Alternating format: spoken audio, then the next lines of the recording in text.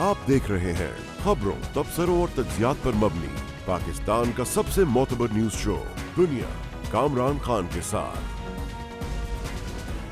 अस्सलाम वालेकुम, मैं हूं कामरान खान। पूरी दुनिया जानती है कि भारत में मेन स्ट्रीम मीडिया तो मोदी सरकार की पूरी तरह से काबू में है। अब दुनिया की सबसे बड़ी जमहूरियत सोशल मीडिया पर कदगन लगा रही है। इस हवाले से फरवरी में मोदी हुकूमत ने इंफॉर्मेशन टेक्नोलॉजी से मुताल्लिक नए कवानीन मुतारिफ कराए थे, जो अब रंग दिखा रहे हैं। नए कवानीन पर अमल दरामद ना करने की सूरत में सोशल मीडिया, चाहे वो फेसबुक हो, इंस्टाग्राम हो, व्हाट्सएप हो या ट्विटर हो, सब की आज़ादी छिन जाने का खदशा है। इसकी हालिया मिसाल में मोदी हुकूमत ने भारत में ट्विटर का तो कचूबर ही निकाल दिया है। कंपनी प्लेटफॉर्म पर मौजूद डेटा और उस हवाले से जवाबदेही से मुताल्लिक उसका इस्तिस्नाब ख़त्म कर दिया गया है। नए कवानीन से पहले ट्विटर को किसी थर्ड पार्टी इंफॉर्मेशन और अपने प्लेटफॉर्म पर मौजूद डेटा से मुताल्लिक जवाबदेही से इस्तिस्ना हासिल था। इस साल फरवरी में भारतीय हुकूमत ने फेसबुक, ट्विटर, इंस्टाग्राम और व्हाट्सएप को नए IT कवानीन पर अमल दरामद करने का कहते हुए 3 माह का वक्त दिया था। ट्विटर पर इल्ज़ाम है कि कंपनी ने नए कवानीन पर अमल नहीं किया और इस हवाले से दिल्ली की अदालत में केस की समाअत के दौरान आज अदालत ने रिमार्क्स दिए कि ट्विटर की जानिब से IT कवानीन की खिलाफ वर्जी की सूरत में हुकूमत ट्विटर के खिलाफ एक्शन ले सकती है। दूसरी जानिब नाक़दीन कहते हैं कि IT कवानीन के हवाले से मज़ीद सख्त माहौल के बाइस गैर मुल्की IT कंपनीज़ का भारत में काम करना मुश्किल हो जाएगा और ये कि इंडियन हुकूमत ट्विटर को एक मिसाल बना रही है ताकि तमाम गैर मुल्की कंपनीज़ को पैगाम दिया जा सके। दिलचस्प बात यह है कि भारतीय हुकूमत के नए IT कवानीन के खिलाफ भारत की सरकारी news agency press trust of India ने दिल्ली हाई कोर्ट से रुजू किया है। एजेंसी कहती है कि वफाकी हुकूमत डिजिटल न्यूज़ मीडिया को रेगुलेट करने की कोशिश कर रही है और इस मकसद के लिए जो ज़ाब्ता अखलाक बनाया गया है उस पर इस्तेमाल के अल्फाज में बहुत ज़्यादा इबाम है।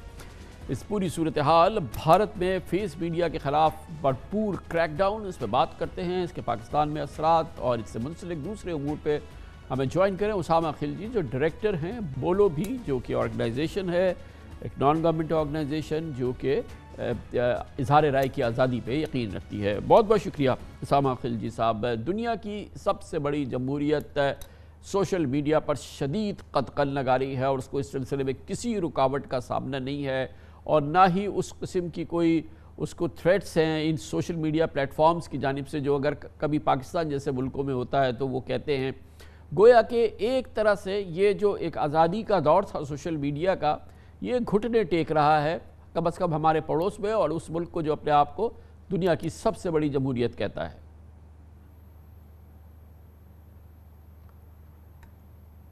जी बिल्कुल, आपने सही कहा और ये मेरे ख्याल से एक बहुत गंभीर हालात जो हमें नज़र आ रहे हैं कि एक तरफ तो भारत अपने आप को जमहूरियत मानती है, लेकिन दूसरी जानिब आप देखते हैं कि मोदी सरकार इस तरह के एक्शंस ले रहा है कि ऐसे लगता है जैसे वो एक आमर हो, एक डिक्टेटर हो। लेकिन इसमें देखने की ज़रूरत है कि ट्विटर अभी क्यों इस तरह के इक़दामात ले रहा है। तो जनवरी और फरवरी में जब अमेरिका में हमने देखा कि सदर डोनाल्ड ट्रंप ने जो पार्लियामेंट पे अटैक्स किए, कांग्रेस पे अटैक्स किए, तो उसके बाद उनकी जो ट्वीट्स थी, उन ट्वीट्स को ट्विटर ने हटाया और फिर ट्रंप का पूरा अकाउंट भी उन्होंने सस्पेंड कर दिया था। और मेरे ख्याल से उसके बाद से ट्विटर पे प्रेशर है कि दीगर ममालिक में भी वो इस तरह के इक़दामात लें।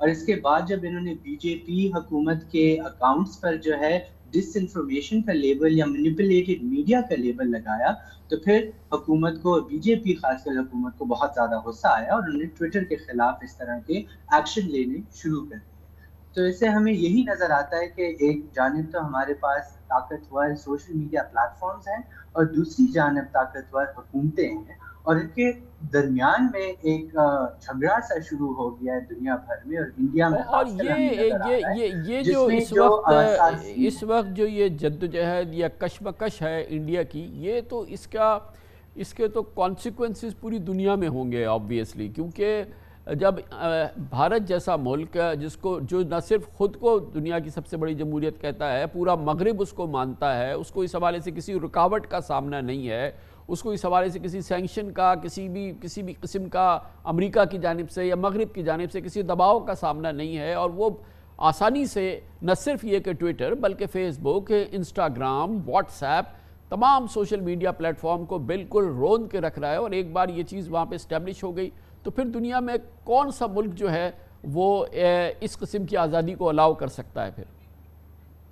بالکل، اور یہ ہمیں جو ہے اسی لیے اس کو کلوزلی دیکھنا چاہیے، لیکن اس میں اچھی بات یہ ہے کہ ٹویٹر جو ہے کافی زیادہ ریزسٹنس کر رہا ہے۔ انہوں نے کورٹ میں بھی آرڈر دیا ہے، اور جب پچھلے کچھ مہینے ان کے آفس پہ ریڈ ہوا تو پھر زبردستی ان سے کچھ مواد ہٹوایا گیا سوشل میڈیا سے، تو ٹویٹر نے پھر ایک سٹیٹمنٹ جاری کی اور انہوں نے کہا کہ ہم نہیں کرنا چاہتے تھے، لیکن کیونکہ ہمارے پرسنل اور ہمارے دفاتر میں لوگوں پر دباؤ آیا پولیس کی طرف سے، تو تب ہم نے یہ اقدامات لیے ہیں۔ اور دوسری جانب ٹویٹر نے یہ بھی کہا ہے کہ انہوں نے کورٹ میں، سپریم کورٹ میں اپلیکیشن درج کی ہے، جس میں وہ کہہ رہے ہیں کہ انڈیا کی آئین میں جو اظہار رائے کا حق ہے وہ حکومت وائلیٹ کر رہی ہے اور اس کو روکنا چاہیے۔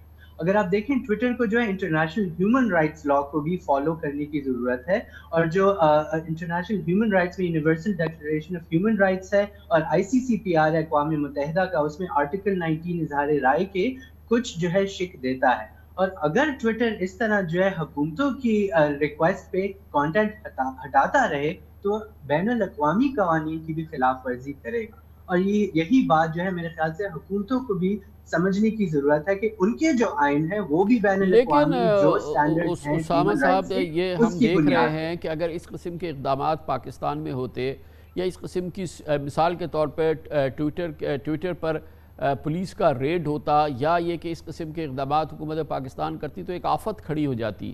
یہ پلیٹ فارمز فوراً کہتے ہیں کہ ہم پاکستان میں بالکل اپنی سروسز بند کر دیں گے جب بھی اس قسم کی بات ہوتی ہے، تو وہ جو ان کا رسپانس اور ریاکشن اور جو آؤٹریج ہوتی ہے، وہ ہم دور دور تک بھارت میں اس انداز کی نہیں دیکھ رہے، نہ ان کی، نہ مغرب کی، نہ ان ممالک کی جو کہ ان معاملوں کے چیمپئن سمجھے جاتے ہیں۔ میرے خیال سے آپ اگر بین الاقوامی میڈیا میں دیکھیں تو اس کو بہت کلوزلی فالو کیا جا رہا ہے، مودی کی کافی ریپوٹیشن بھی اس پہ خراب ہو رہی ہے۔ اور دوسری جانب پاکستان میں جب ہم دیکھیں تو پاکستان بھی مودی سرکار جس طرح کے قواعد لایا ہے اسی طرح کی قواعد سوشل میڈیا رولز کی شکل میں پاکستان میں لانے کی بھی کوشش کر رہا ہے، لیکن اچھی بات یہ ہے کہ اسلام آباد ہائی کورٹ نے اس پہ کنسلٹیشن شروع کی، اور ابھی امید یہی ہے کہ پاکستانی حکومت اس مثال کو دیکھتے ہوئے سوشل میڈیا کمپنی کے قوانین بہتر کرے گا، مگر تاکہ جس طرح کے یہ انڈیا میں بتائیے مسائل نظر آ رہے کہ ہیں۔ کیا جو بولو بھی، جو آپ کی بڑی مستند یہ آرگنائزیشن ہے، تو آپ لوگ کیا کہتے ہیں کہ کیا کسی قسم کی کوئی اس پہ اوور سائٹ نہیں ہونی چاہیے، کسی قسم کی کوئی ذمہ داری نہیں ہونی چاہیے، کسی شخص کی، نہیں، کسی بالکل ادارے کی، اوور کسی سائٹ مذہب ہونی کی، کسی چاہیے، اور خاتون میرے کی، خیال سے کوئی بھی ہمارا کسی قسم کی ہو تو اس کے لیے کوئی نہ کوئی طریقہ کار تو تجویز کرنا پڑے گا نا۔ مطلب یہ تو نہیں ہو سکتا کہ کچھ بھی ہو جائے آپ ان کو پوچھ نہیں سکتے یا اس شخص تک نہیں پہنچ سکتے جو اس کا ذمہ دار ہے۔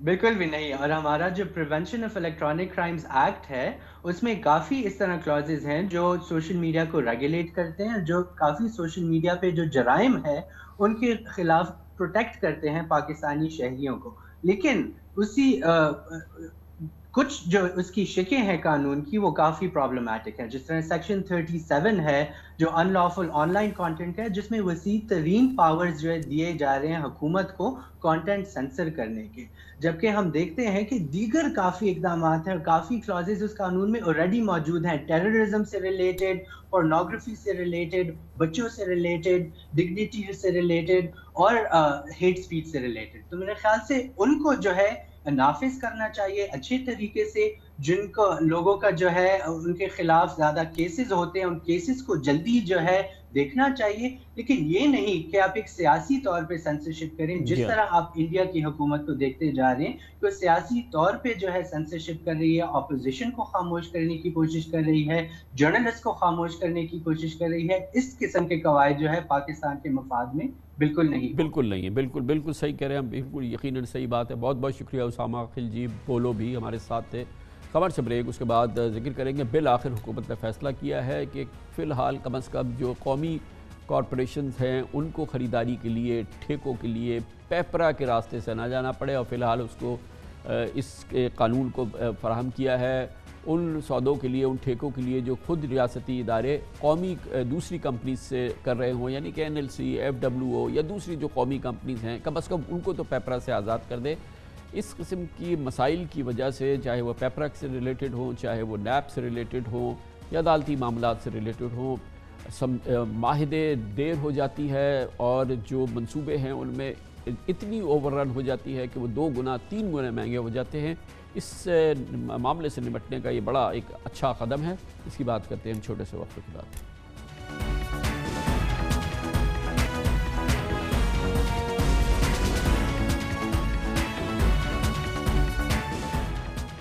پاکستان میں ہم نے اکثر دیکھا ہے، بلکہ عام بات ہے کہ تعمیراتی منصوبے تاخیر کا شکار ہو جاتے ہیں، یعنی کہ جو سرکاری سطح پر یہ کام ہو رہا ہوتا ہے، پھر اس تاخیر کی وجہ سے منصوبوں کی لاگت کئی گنا بڑھ جاتی ہے، اور یہ بھی ایک معمول کا عمل ہے. انتہائی افسوس کی بات ہے. منصوبے فائلوں اور ریڈ ٹیپزم کا شکار رہتے ہیں. قیمتی وقت پبلک پروکیورمنٹ ریگولیٹرز یعنی پیپرا یا نیب کی ڈر کی وجہ سے، اس کی شرائط پوری کرنے کی وجہ سے ضائع ہو جاتا ہے، اور خوف رہتا ہے، اور ایسی معاملے میں اچانک پھر عدالتوں سے کبھی کبھی اسٹے آرڈر بھی آ جاتا ہے، اور پھر منصوبے اس کا شکار ہو جاتے ہیں، اور پھر اس کا دراصل نقصان جو ہوتا ہے وہ قومی خزانے کو ہوتا ہے، یعنی پاکستانیوں کو ہوتا ہے. وفاقی حکومت نے اب ایک انیشیٹو لیا ہے، پروکیورمنٹ رولز میں ترمیم کر دی ہے، جس کے بعد حکومت بغیر ٹینڈر سرکاری اداروں کا کانٹریکٹ دے سکے گی. یعنی کہ پیپرا قوانین میں ترمیم کا مقصد سرکاری ٹھیکوں کے عمل میں آسانی اور شفافیت لانا ہے. پیپرا کا کہنا ہے کہ چھوٹ صرف ان کیسز میں ہوگی جہاں پر فوری فیصلے درکار ہوں. اچھی بات یہ بھی ہے کہ سرکاری ادارے جو بلا مقابلہ کانٹریکٹ حاصل کریں گے وہ آگے سب کانٹریکٹ نہیں کر سکیں گے، اور نہ ہی کسی نجی کمپنی سے کروا سکیں گے، اور نہ ہی کسی نجی کمپنی کے ساتھ شراکت داری میں ایسے کانٹریکٹ کی تکمیل کر سکیں گے. اگر کسی ٹھیکے کے لیے ایک سے زائد کمپنیاں اہل ہوں تو پھر بغیر اشتہار کے ایک محدود ٹینڈرنگ کی جائے گی. سرکاری اداروں کو چھوٹے موٹے کام سر انجام دینے کے لیے حکومت نے 20 کروڑ روپے تک خرچ کرنے کی حد مقرر کی ہے، جسے فورس اکاؤنٹ کا نام دیا گیا ہے. اس کے علاوہ ٹھیکہ دینے والے ادارے ٹھیکے کی مالیت کا صحیح اندازہ لگانے کے لیے باقاعدہ طریقہ کار بھی تشکیل دے گا. بتایا گیا ہے کہ یہ ترامیم ورلڈ بینک کے $40 کروڑ کے قرض کی شرائط کے پیش نظر کی گئی ہیں. ترامیم کے بعد امید کی جا رہی ہے کہ منصوبوں کی تکمیل میں ضائع ہونے والے وقت کی بچت ہوگی، جس کی نشاندہی وفاقی وزیر منصوبہ بندی اسد عمر ہمارے ایک پروگرام میں کر چکے ہیں. بہت بڑی ایک رکاوٹ ہے کہ فیصلے کرتے کرتے مہینے نکل جاتے ہیں. بہت ضروری ہے کہ یہ جو رکاوٹیں ہیں ان کو ختم کیا جائے. تو وہ ایک پورا اس کا پروپوزل بن رہا ہے اس کے لیے. دوسرا میرے خیال میں اتنا ہی اہم بات ہے کہ 900 ارب روپے لگ کیسے رہے ہیں، گراؤنڈ کے اوپر کام ہو کیسا رہا ہے. تو اس کے اندر 2 بڑے فیصلے ہم جو ہیں وہ کر چکے ہیں. ایک کی تو امپلیمنٹیشن ہو گئی ہے، اور دوسری کی امپلیمنٹیشن اسی ماہ کے اندر ہم کرنے جا رہے ہیں، اس کو پروسیس کو انیشیٹ کر رہے ہیں. پہلا ہے ٹیکنالوجی کا استعمال. اب دنیا میں ٹیکنالوجی آ گئی ہے. میں سوال ان سے پوچھتا تھا کہ یار مجھے مانیٹرنگ کا بتاؤ نا کہ وہ جو پنجگور کے اندر پروجیکٹ ہو رہا ہے اس کے اندر کیا ہو رہا ہے. وہ کہتے تھے اچھا یہ پی ڈی کو بھیجیں گے، یہ 6 مہینے میں ایک دفعہ وزٹ ہوگا. میں نے کہا بھائی یہ دنیا ٹیکنالوجی کی دنیا. ہم نے سپارکو کے ساتھ ایگریمنٹ سائن کیا. ہمارے جو بڑے پروجیکٹس ہیں ہم نے ان کو اس کانٹریکٹ کے اندر ڈالا ہے. سپارکو ہر 4 دن کے بعد وہ ہمارا پاک سیٹ سیٹلائٹ جو ہے وہ ہمیں گراؤنڈ سے امیجری دیتا ہے. ہر 4 دن کے بعد ہمیں اپڈیٹ ملتی ہے. 6 مہینے بعد وہ پی ڈی نہیں جائے گا، 4 دن کے بعد. اور ٹیکنالوجی بیس گراؤنڈ سے ہمیں فیڈ بیک ملتی ہے کہ پروگرس ہو رہی ہے یا نہیں ہو رہی. دوسرا جو ہے جو مانیٹرنگ اینڈ ایویلویشن ہے اس کو ہم آؤٹ سورس کرنے جا رہے ہیں. ہم پرائیویٹ سیکٹر کی کمپنیز کو انگیج کرنے جا رہے ہیں جو گراؤنڈ پہ جا کے ایویلیویشن کر کے بتائیں کہ یہ لگ بھی رہا ہے. یقیناً یہ سب اچھی انیشیٹو ہے. اس پہ مزید بات کرتے ہیں، ماہرانہ رائے ہمیں دیں گے جناب عابد قیوم سلیری، ایگزیکٹو ڈائریکٹر SDPI. بہت بہت شکریہ سلیری صاحب. یہ بڑا ایک معمول کا عمل ہے کہ جو حکومتی خریداری ہوتی ہے، حکومتی ٹھیکے ہوتے ہیں، وہ ایک عجب ایک کمپلیکیٹڈ نظام ہے جس کی وجہ سے ان میں تاخیر ہونی ہوتی ہے. پھر الزامات ہونے ہی ہوتے ہیں. پہلے وہ پیپرا سے گزرتے ہیں، اور پیپرا کا ایک طویل نظام ہے. پھر ان کو نیب کا خوف رہتا ہے. پھر یہ تمام معاملات اگر آگے بڑھتے ہیں تو کبھی عدالتوں کے اسٹے آرڈر آ جاتے ہیں. کچھ نہیں ہوتا تو کوئی میڈیا کی خبر آ جاتی ہے، اور وہ جو کام ہے وہ کہیں سے کہیں چلا جاتا ہے، اور اس کی قیمتیں کہیں سے کہیں چلی جاتی ہیں. یہ حکومت نے پہلی ابتدا کی ہے، اور اس میں یہ پیپرا والا معاملہ جو ہے وہ کچھ ریلیکس کیا ہے اسٹیٹ اون انٹرپرائزز کے لیے، ان ٹھیکوں کے لیے جو ان کو دینے ہی حکومتی اداروں کو ہے. اس سلسلے میں بہت کچھ کرنا باقی ہے. اس انیشیٹو کے بارے میں آپ کیا کہیں گے؟ جی شکریہ کامران خان صاحب. پہلی چیز تو یہ ہے کہ ہم اکثر جو ہیں ملٹی نیشنل لینڈرز ان کے بہت سی چیزوں پہ کرٹیسائز کرتے ہیں، لیکن یہ ایک ایسا اقدام ہے جو کہ ورلڈ بینک کے جو آج $400 ملین جو کہ آج پاکستان کے اکاؤنٹ میں کریڈٹ ہو گئے ہیں اس امینڈمنٹ کے بعد، یہ اس کی بھی ایک قسط تھی، اور اس کی وجہ یہ تھی کہ ایشین ڈیولپمنٹ بینک اور ورلڈ بینک جو ہے یہ کافی فرسٹریٹڈ تھے پاکستان میں، یہ including Asia infrastructure development bank, کہ وہ لون جو کہ پاکستان کو سینکشن ہو جاتے تھے ان پہ بھی کام جو ہے وہ نہیں ہو رہا ہوتا تھا، یعنی کہ ان اداروں کے پیسے جو ہے وہ بھی سٹرک ہو جاتے تھے پاکستان میں آ کے، اور اس کی وجہ بہت سے سرخ فیتے اور چیزیں تھیں۔ پبلک پالیسی کوئی بھی ہو اس پہ ظاہر آپ اچھے برے پہلو دونوں اس کے نکال سکتے ہیں، لیکن میرے نزدیک اس کے جو اچھے پہلو ہیں اور اس کے لیے جو 4 شرائط آپ نے شروع میں گنوا دیں کہ ایک تو کام جو ہے وہ ارجنٹ ہو اور وہ ایسا ضروری ہو، جیسے کہ فار ایگزامپل ڈیفنس کی نیچر کے کوئی ٹھیکے ہیں یا وہ بہت ارجنٹ ہو، یا تو اس طرح کا ہو۔ دوسرا یہ کہ اس میں جوائنٹ وینچر نہیں ہو سکے گا، پرائیویٹ سیکٹر جو ہے وہ نہیں آ سکے گا، 20 کروڑ سے زیادہ کا کام نہ ہو، اور اگر ایک سے زیادہ اسٹیٹ اونڈ انٹرپرائزز وہ سروسز یا وہ گڈز دے سکتی ہیں تو پھر ان کو آپس میں کمپیٹ کرنا ہوگا، اس کے لیے ٹینڈرنگ جو ہے وہ علیحدہ سے کی جا رہی ہوگی۔ ورلڈ بینک کا یہ کہنا ہے، اور یہ حکومت پاکستان نہیں کہہ رہی، ورلڈ بینک کا یہ کہنا ہے کہ ایسا کرنا اس لیے ضروری تھا کہ وہ جو ایز آف ڈوئنگ بزنس ہے اس میں بہتری آئے گی اگر یہ چیز کر لی جائے۔ تو ان کے نزدیک بھی پیپرا کے بہت سے رولز ایسے تھے جو کہ شاید ایز آف ڈوئنگ بزنس جو ہے اس کے لیے کمپلیکیشن کا باعث بن رہے تھے۔ تو جیسے ہم کہتے ہیں کہ نیب کے بہت سے قوانین جو ہیں ان کو ریویو کرنا ضروری ہے، اسی طریقے سے پیپرا کے بہت سے قوانین جو ہیں اب گراؤنڈ ریئلٹیز، اس کے جو 2004 کا جو ایکٹ ہے اس میں دیکھنا کہ کون سی چیزیں جو ہیں وہ ایز آف ڈوئنگ بزنس میں بہتری لاتی ہیں، کون سی چیزیں ہیں جو کہ اس میں مشکل پیدا کرتی ہیں یا کاسٹ آف ڈوئنگ بزنس کو بڑھاتی ہیں، تو ان کو امینڈ کرنا ضروری تھا۔ اس کا ایک اور پہلو بھی ہے کہ بہت سے ماضی میں ہم نے دیکھا کہ پرائیویٹ بیڈر جو تھے وہ بہت لو کوالٹی کی بڈ دے کے اور اس کے بعد غائب ہو جاتے تھے، یعنی کہ کام جو ہے وہ شروع ہی نہیں ہو سکا، یا انہوں نے کام خراب کر دیا اور اس کے بعد وہ غائب ہو گئے جسٹ اپنے کمپیٹیٹر کا رستہ کاٹنے کے لیے۔ اور اس کی ایک مثال جو میں دے سکتا ہوں، اب سمر میں بہت سے لوگ کالام کی طرف آج کل جا رہے ہیں، تو آپ نے دیکھا کہ مینگورا سے لے کے کالام تک کی سڑک تو بہت بہترین بن گئی، لیکن رستے میں جتنے بھی پل آتے ہیں ان پلوں پہ، چونکہ 2010 کے فلڈ کے بعد وہ سارے پل ٹوٹ گئے تھے، میک شفٹ ارینجمنٹ پہ بنے ہوئے ہیں، تو وہ ٹھیکیدار جو تھا اس کو ٹینڈر مل گیا لیکن اس کا وہ ٹھیکیدار غائب ہو گیا، تو ابھی بھی اس میں پرابلم جو تھی وہ چل رہی تھی اور دوبارہ سے اس کو ری ٹینڈر کیا گیا اور تاکہ اس کا کام جو ہے وہ بہتر بنایا جا سکے۔ تو اس طرح کے جو باٹل نیکس تھے، جو پریکٹیکل باٹل نیکس تھے، مگر یہ ہے نا اب سلاری صاحب اصل بات تو یہ ہے کہ بہرحال یہ ایکسچیکر ہے یا یہ فنڈز ہیں، چاہے ملٹی لیٹرل فنڈز ہوں، یہ حکومت پاکستان کی عوام کی ملکیت ہیں، اور ظاہر ہے کہ اس کا ایک ایک روپیہ صحیح طرح سے استعمال ہو وہ بھی ہمیں چاہیے۔ اب تصور تو یہی ہے کہ یہ جو پیپرا ہے یا جو اس قسم کے قوانین ہیں وہ اس کو یقینی بنائیں کہ اس میں بے ایمانی نہ ہو، مگر وہ ہمیں نہیں پتہ کہ کتنا وہ کامیاب ہے۔ لیکن دنیا آفٹر آل کس طریقے سے کام کرتی ہے کہ سبک رفتاری سے کام بھی ہو، تیزی سے تمام چیزیں بھی ہوں، پھنسے بھی نہیں، اور جو ٹرانسپیرنسی ہے وہ بھی انشور ہو جائے۔ یہ تو آج کل کی ٹیکنالوجی بیس دنیا کے اندر یہ چیزیں تو اتنی مشکل نہیں ہیں آئی گیس۔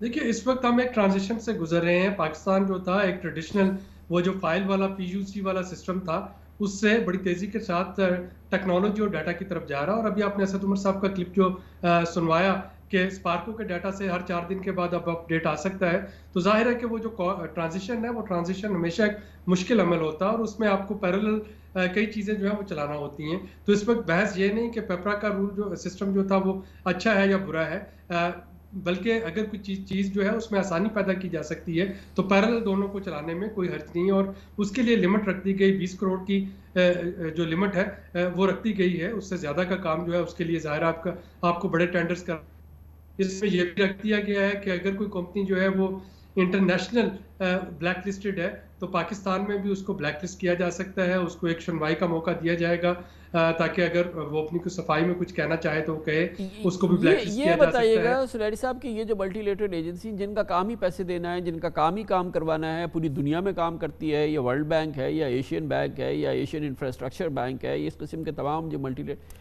یہ ایسے سسٹم بھی تو لاتے ہوں گے کہ یہ طریقہ کار ہے، اس سے آپ اس طرح سے ٹھیکہ دیں، اس طرح سے خریداری کریں، یہ اس کا پیمانہ ہے، یہ اس کا طریقہ کار ہے۔ آفٹر آل پوری دنیا کا ایکسپیرینس ہے، تو یہ اپنے ساتھ اپنے پیکج کے ساتھ یہ نہیں فراہم کرتے یا اس کا طریقہ کار تجویز نہیں کرتے؟ دیکھیے طریقہ کار تو انہوں نے ایک آپ کو بتا دیا نا کہ جی آپ اسٹیٹ اونڈ انٹرپرائزز کے لیے اگر آپ سمجھتے ہیں کہ کوئی چیز جو ہے وہ لیٹ سے کہ NLC کر سکتی ہے یا FWO کر سکتا ہے یا کوئی اور TCP جو ہے وہ بھی سیمی آپ کا گورنمنٹل ادارہ ہے، trade corporation of Pakistan. PASSCO جو ہے وہ ایک اور جو ہے ادارہ ہے جو کہ ایسا سیمی گورنمنٹ میں آتا ہے. تو یہ وہ ادارے ہیں جو کہ حکومت کے ادارے ہیں، ان پہ آڈٹ پیرا بھی بنتے ہیں، ان کو اپنی جا کے کلیئرنسز بھی کروانا ہوتی ہے. تو میرا خیال ہے کہ اگر جو 4 پیرامیٹرز جو ہیں وہ اس میں رکھے گئے ہیں، اگر ان 4 پیرامیٹرز پہ عمل کیا جائے تو یہ ایک کافی ٹرانسپیرنٹ سسٹم بن جاتا ہے. میں اگر کسی اسٹیٹ اونڈ انٹرپرائز جو ہے یا سیمی گورنمنٹ اس کو ہیڈ کر رہا ہوں اور مجھے سروسز دی جاتی ہیں تو میں بھاگ کے کہاں جاؤں گا؟ مجھ پہ اگر آڈٹ پیرا بنے گا تو ظاہر ہے کہ وہ جو ادارہ ہے اس کو تو موجود رہنا ہے. تو سرکار کے ساتھ اگر کام کرنا ہے کسی ایک سرکاری ادارے نے تو بعض کا تو اس میں آسانی جو ہے وہ بھی پیدا ہو سکتی ہے. تو جیسا کہ میں نے کہا کہ دس از لرننگ بائی ڈوئنگ، اور اس میں ہم ٹیکنالوجی کی طرف جاتے جا رہے ہیں. ہم یہ دیکھ رہے ہوں گے کہ کون سی چیز جو ہے وہ زیادہ ایفیشینٹ اور زیادہ ویلیو فار منی اس کا باعث بن سکتی ہے. بہت بہت شکریہ جناب عابد قیوم سلیری، ایگزیکٹو ڈائریکٹر SDPI ہمارے ساتھ موجود ہے. کمرشل بریک، اس دوران نیوز ہیڈ لائنز دیکھ لیں، جس کے بعد ہم اپنے پروگرام کے باقی ساتھ واپس آتے ہیں.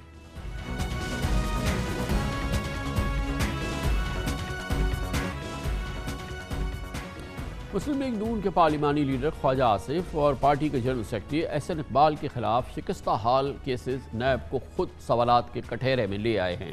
کل لاہور ہائی کورٹ نے خواجہ آصف اور اسلام آباد ہائی کورٹ نے احسن اقبال کی ضمانت کے تفصیلی فیصلے جاری کیے ہیں. ضمانت پر رہائی کے دونوں فیصلوں میں ہائی کورٹس نے نیب کیسز کی دھجیاں بکھیر دیں. لاہور ہائی کورٹ نے فیصلے میں لکھا کہ تسلیم شدہ حقیقت ہے کہ خواجہ آصف نے قومی خزانے کو نقصان نہیں پہنچایا، جبکہ اسلام آباد ہائی کورٹ نے احسن اقبال کی گرفتاری کو نیب کا اختیارات سے تجاوز قرار دیا.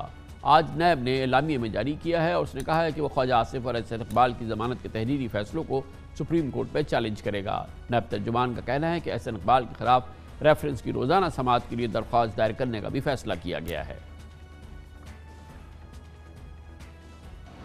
لاہور ہائی کورٹ کی جسٹس عالیہ نیلم اور جسٹس شہباز رضوی نے 23 جون کو خواجہ آصف کی ضمانت کا مختصر حکم دیا تھا، جس کا 18 صفحات پر مشتمل متفقہ تحریری فیصلہ کل جاری ہوا.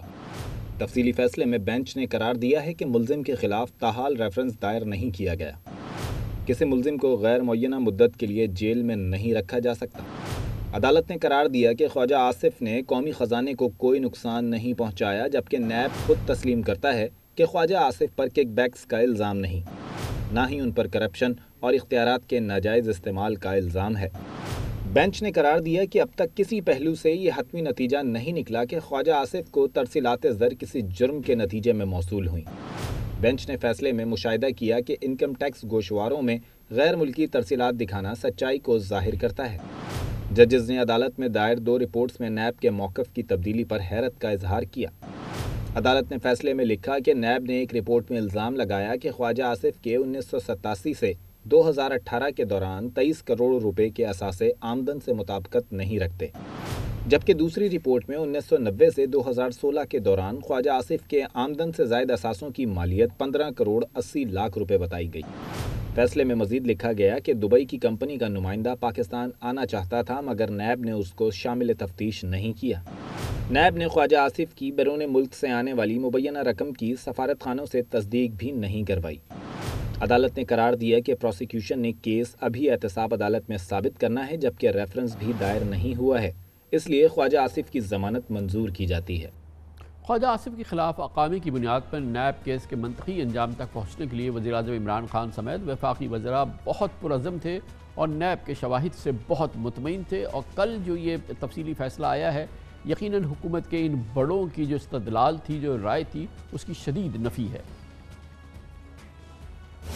خواجہ آصف کا کیا کیس ہے؟ ایک ملک کا ڈیفنس منسٹر، فورن منسٹر، ایک دبئی کی کمپنی سے پیسے لے رہا ہے اور کانٹریکٹ میں لکھا ہوا ہے کہ اسے 5 دن کام کرنا ہے اس کمپنی میں. کیا لوگ بیوقوف ہیں؟ کوئی ایسے کسی کو پیسہ دیتا ہے؟ یہ جو کیس ہے جو اقامہ کا، یہ یہاں بیٹھے ان کو اقامہ کی کیوں ضرورت تھی؟ ہمیں پتا تھا یہ منی لانڈرنگ کا طریقہ ہے. خواجہ آصف ہوں، احسن اقبال ہوں، بڑی کرپشن میں ملوث ہے، لہٰذا امپورٹنٹ ہے ان سارے مقدمات کو دیکھا جائے، اس کی پرکھ کی جائے.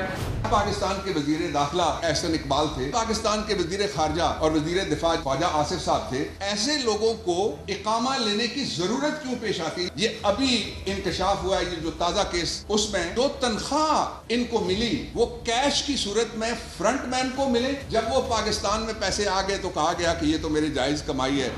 خواجہ محمد آصف اقامے کے ذریعے ایک کمپنی تھی اس کو ایڈوائز بھی کر رہے تھے، 20 لاکھ روپیہ مہینہ ان کو وہاں سے مل رہا تھا۔ تحقیقات کرنے کی ضرورت ہے کہ یہ کمپنی کیا تھی، یہ کیوں پیسے دے رہے تھے۔ خواجہ آصف صاحب کی گرفتاری کے اوپر آپ پاکستان میں رہتے ہوئے 5 سال آپ یہاں وزیر ہیں، آپ 22 لاکھ روپے ماہانہ کی جاب جس کے لیے آپ کو 8 گھنٹے ہر روز کام کرنا ہے، اس کی مد میں تنخواہ کیسے کلیم کر رہے ہیں، اس کی تنخواہ کا بینیفٹ کیسے لے رہے ہیں، کیونکہ کیس آپ کے اوپر ایسٹس بیونڈ نون سورس کا ہے۔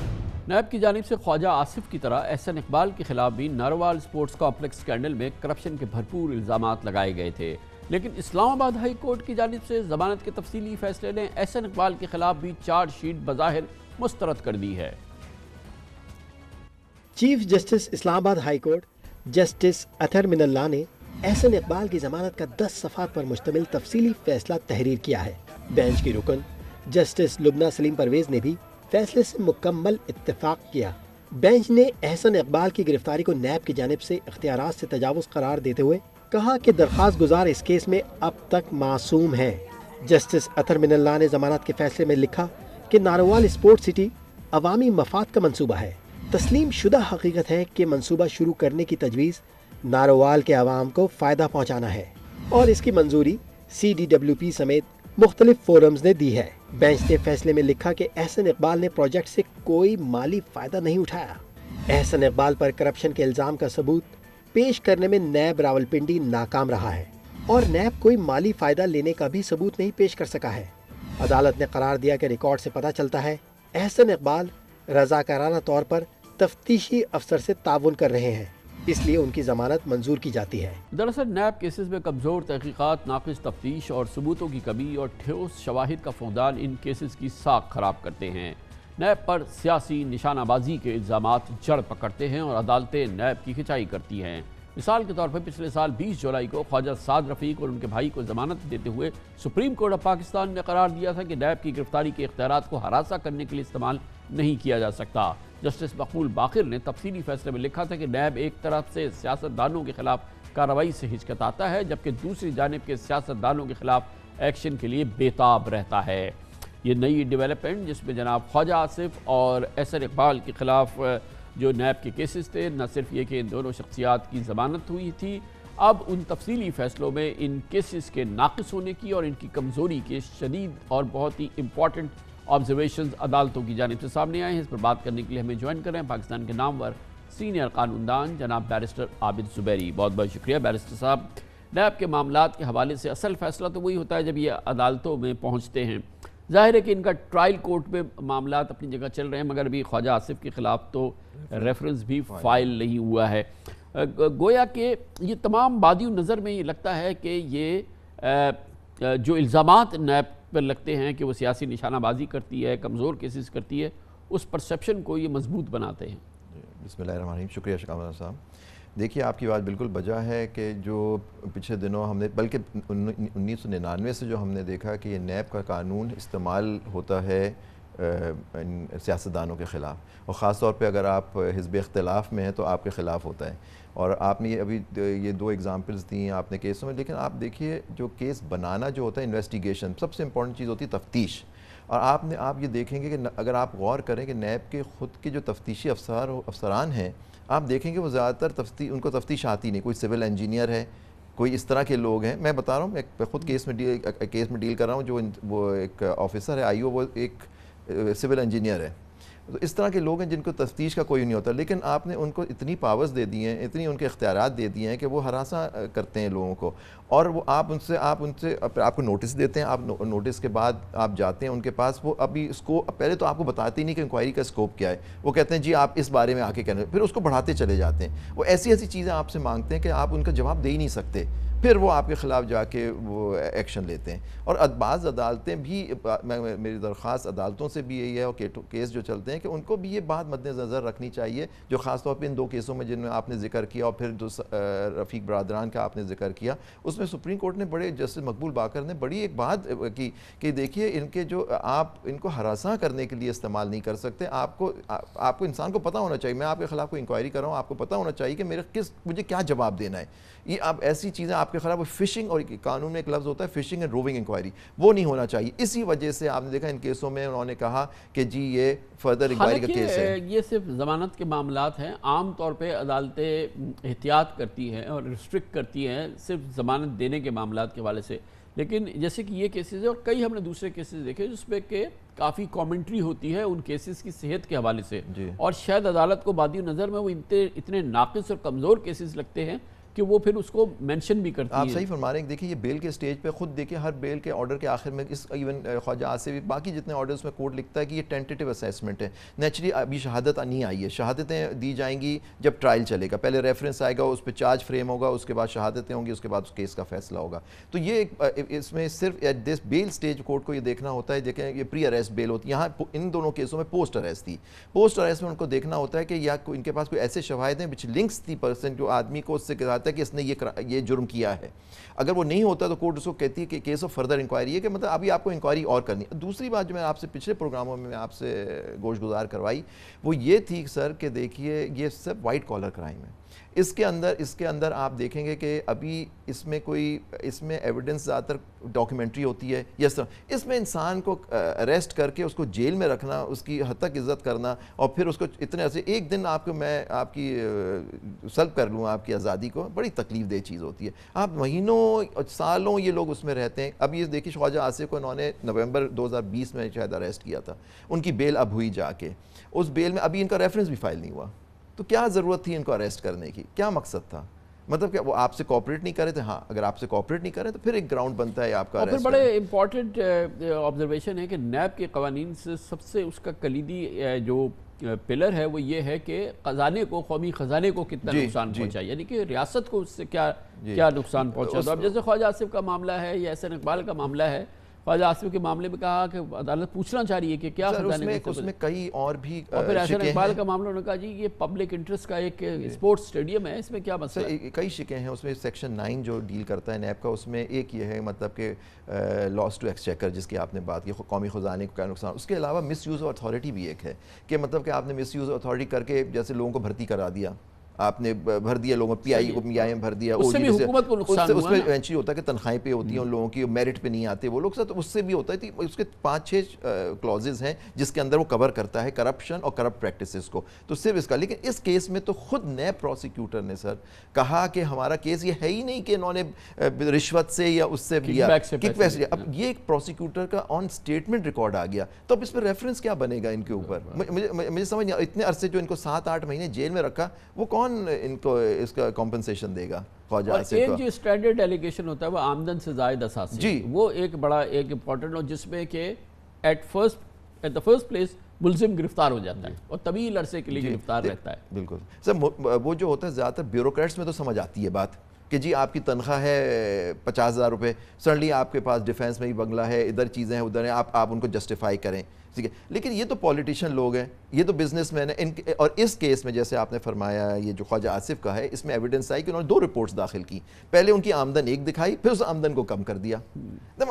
دیکھیے کہ اور اس نے ان کی ہر چیز ڈسکلوز تھی. اگر یہ بات جو ججمنٹ کے اندر کا یہ نیچرلی وہ کہہ رہے ہیں سپریم کورٹ جائیں گے, بیل گرانٹ سپریم کورٹ ریکال کس گراؤنڈ پہ کریں گے, کس گراؤنڈ پہ ان کا کیس بنے گا, وہ بہتر سمجھتے ہیں. لیکن میں سمجھتا اگر یہ چیزیں ہیں کہ ان کے خلاف یہ نہیں تھا, پھر آپ نے ان کو گرفتار کر لیا. جیسے احسن اقبال صاحب کا, آپ ایک پبلک انٹرسٹ کا پروجیکٹ تھا, اور خود آپ نے چیف جسٹس اطہر منا نے کہا کہ اس سے کوئی ثبوت نہیں ان کے سامنے آیا ٹینٹیٹیولی کہ جی انہوں نے اس سے کوئی فائدہ اٹھایا, پیسے کھائے اس میں. تو اگر یہ نہیں ہے اور پھر ان پہ الزام لگا کہ آپ نے ان کو بند کر دیا, اس سے تو یہ جو آپ فرما رہے ہیں کہ یہ اس کو یوز کیا جاتا ہے اس کے لیے. میں آپ کو ایک ایگزامپل اور دوں سر.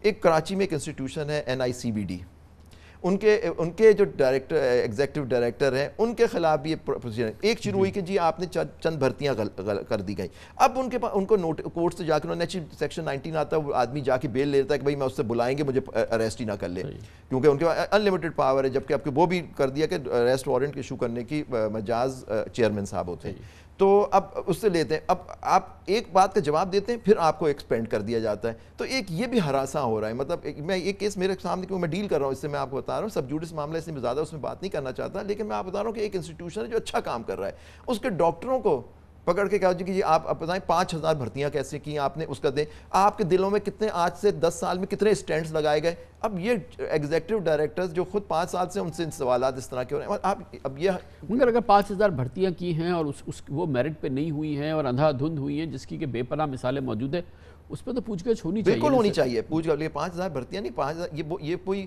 یہ امپلائیز ہیں, مطلب ایسی بھرتیاں بھی جو ان کے ٹینیور سے بھی پہلے کی ہیں.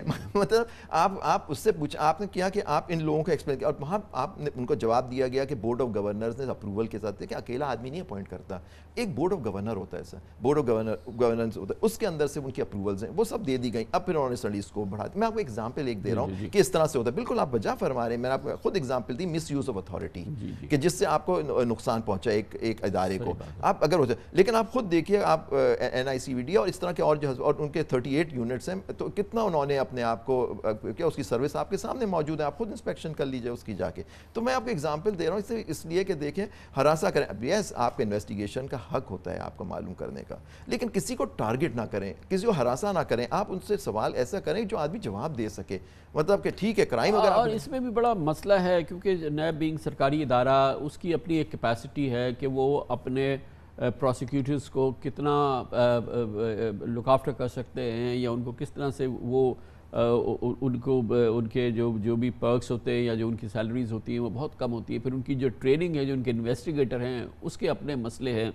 اور ظاہر ہے کہ جب یہ لوگ آتے ہیں تو آپ کے لیول کے جو وکلا ہوتے ہیں وہ ان کے سامنے کھڑے ہوتے ہیں, تو وہ بھی ایک ہمیں ان کے پوائنٹ آف ویو سے بھی کبھی دیکھنا پڑتا ہے کہ پھر اس کا مطلب یہ کہ کسی بھی کرپشن کیس کو ثابت کرنا جو ہے وہ بہت ہی مشکل ہو جاتا ہے. دیکھیے یہی تو انویسٹیگیشن کا کام ہوتا ہے سر, یہی تفتیش کا کام ہوتا ہے کہ آپ کے اوپر برڈن, دیکھیں برڈن سرکار پہ ہے کہ وہ ایویڈنس کرے گا. پھر جب وہ کر دیتے ہیں پھر ٹرانسفر ہوتا ہے نیب لاء کے اندر ڈیفینس کے اوپر کہ وہ کہے کہ جی میں نے یہ غلط کام نہیں کیا, ورنہ پہلا انیشیل برڈن تو پروسیکیوشن پہ ہی ہے, کیونکہ you are innocent until proven guilty. یہ ہمارا قانون یا تو اس کو بدل دیجیے, کہے کہ جی نہیں آپ گلٹی ہیں, آپ خود ثابت کریں. نیب میں یہ نہیں ہے کہ آپ you are guilty until proven, section 14 وہ کہتے ہیں نا کہ ہم وہ الزام لگاتے ہیں پھر وہ بولتے ہیں آپ بتائیے ثابت کریں کہ الزام غلط لگایا. اس کا فیصلہ آ گیا تھا 2001 میں ہی اسفندیار ولی کے کیس میں, سر PLD 2001 میں رپورٹڈ کیس ہے. اس کے اندر انہوں نے کہا تھا کہ نہیں انیشیل برڈن ابھی بھی پروسیکیوشن پہ ہے, جب وہ کر دیں گے کہ دکھا دیں گے کہ اس آدمی نے جرم کیا ہے تو پھر ٹرانسفر ہوگا برڈن جو ہے آپ کا جو بارے ثبوت اس کے اوپر ڈیفینس کے اوپر کہ وہ کہے کہ نہیں جو یہ بات کہہ رہے ہیں غلط ہے. یہ جو امپریشن تھا کہ نہیں برڈن ان پہ ہوگا وہ غلط ہے بالکل. سر میں دوسری اگزامپل دوں, ان کا اپنا ایک کیس ہے نیب کا سپریم کورٹ کا, جس میں انہوں نے غلط بھرتیاں کی ہوئی تھیں. نیب کا اپنا کیس ہے سپریم کورٹ. میں جاننا چاہوں گا اس آپ کے فوج سے ان جو غلط بھرتیاں ہوئیں ان کے خلاف یا جن لوگوں نے کیا ان کے خلاف کیا نیب نے ایکشن لیا. میں آپ کو اس کی کاپی بھیج دوں گا نیب کی اپنے ہی ججمنٹ سپریم کورٹ کی. بہت بہت شکریہ جناب عابد زبیری ہمارے ساتھ موجود ہے, پاکستان کے نامور سینئر قانون دان. کمرشل بریک, اس کے بعد ذکر کریں گے پاکستان کا ایک سیکٹر جس میں بہاریں نظر آ رہی ہیں اور عام پاکستانیوں کو بھی اس سے فائدہ ہے, وہ ہے آٹو موبائل سیکٹر. پاکستان میں کار پرائسز حکومتی پالیسیز کی وجہ سے بہت سبسٹینشلی کم ہوئی ہیں. نئے برانڈ کی, نئے ماڈل کی کاریں ہر طرف نظر آ رہی ہیں, اور یقیناً کار فائنینسنگ جو ہے وہ بھی ایک ریکارڈ سطح پر پہنچ گئی ہے. یہ ایک نئی کیفیت ہے گاڑیوں کے حوالے سے اور گاڑیاں خریدنے والوں کے حوالے سے. اس کی تفصیل سے بات کریں گے. وفاقی وزیر انڈسٹری مخدوم خسرو بختیار ہمیں جوائن کریں گے چھوٹے سے وقفے کے بعد.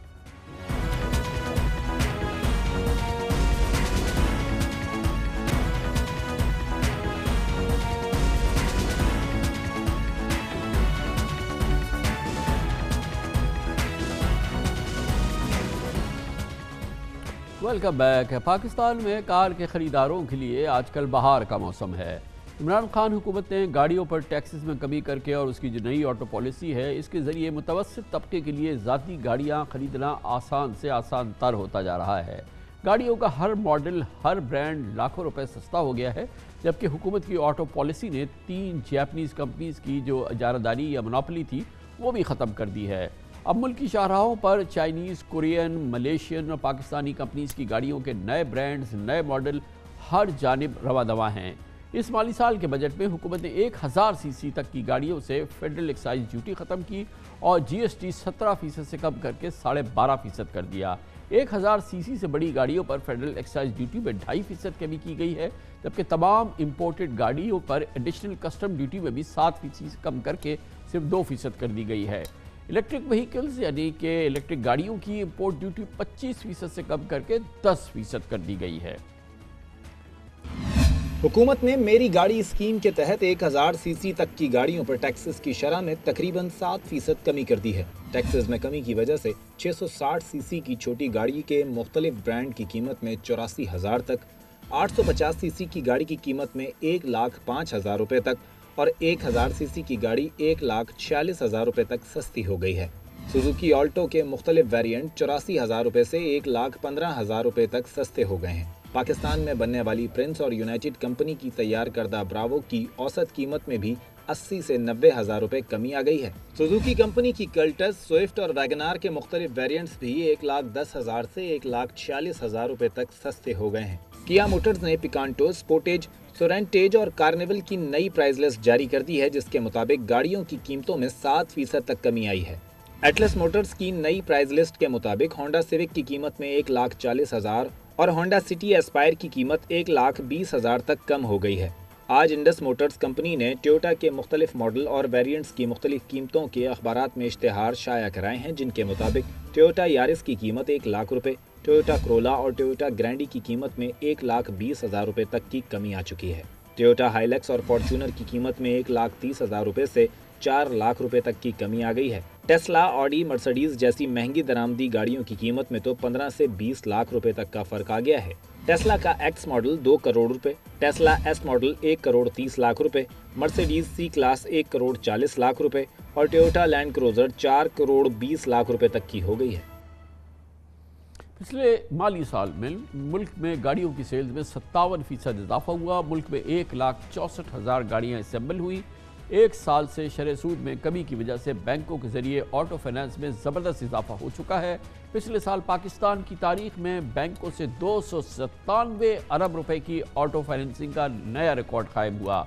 आज वज़ीर आज़म इमरान खान ने पाकिस्तान की पहली इलेक्ट्रॉनिक मोटर बाइक की भी तकरीब का इफ्तिताह किया और इस साल पाकिस्तान में रिकॉर्ड 26 लाख मोटरसाइकिल भी तैयार हुई हैं। इस पूरी सूरत हाल पर और पाकिस्तान के ऑटो सेक्टर में ये जो हम एक बहार की कैफियत देख रहे हैं, इस पर बात करने के लिए दावत दी है। इससे मुंसलिक वज़ीर हैं जनाब मखदूम खुसरो बख्तियार, वफाकी वज़ीर बराए सनत व पैदावार। बहुत बहुत शुक्रिया मखदूम साहब। बहुत लोग खुश हैं जिन्हें गाड़ी लेनी है, जो गाड़ी ख़रीदना चाहते हैं, जो बेचारे या हमारे मिडिल क्लास लोग हैं उनके लिए छोटी गाड़ियाँ और सस्ती हो गई, जो अफोर्ड कर सकते हैं उनके लिए बड़ी गाड़ियाँ सस्ती हो गई। हुकूमत को क्या फ़ायदा हो रहा है इससे?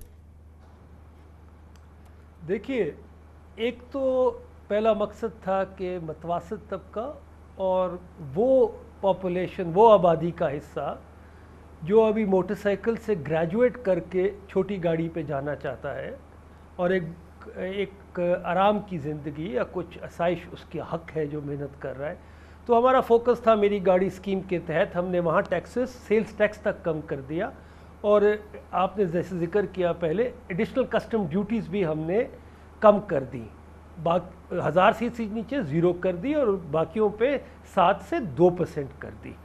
तो उससे ये हुआ और हमने बुकिंग इनवॉइस जो आप जमा करानी है वैल्यू, वो भी कम कर दी। अगर आपने गाड़ी ख़रीदनी है तो सिर्फ 20% उसकी कीमत का आपको एडवांस जमा कराना पड़ेगा। इससे मकसद 2 थे। एक तो डिमांड हमने जनरेट करनी थी, और डिमांड उस सेक्शन में जनरेट करनी थी जिससे मैक्सिमम पर यूनिट गाड़ी बन सके। और पाकिस्तान की ऑटो सेक्टर का जो चैलेंज रहा है कई सालों से कि हम वो स्केल पे नहीं पहुंच सके। 5 लाख वो एक स्केल है जिसके बाद इंडिजनाइजेशन, लोकलाइजेशन और एक्सपोर्ट पोटेंशियल और बढ़ जाता है। तो हमारा जो टारगेट है, क्योंकि ये ऑटो सेक्टर इस वक्त तकरीबन جو ابھی لائسنسز گرین فیلڈ کو دیے گئے ہیں، تو میں امید رکھ رہا ہوں کہ 2022 تک جو انسٹالڈ کیپیسٹی 4,18,000 کی ہے وہ 2022 تک 5 لاکھ پہ چلی جائے گی.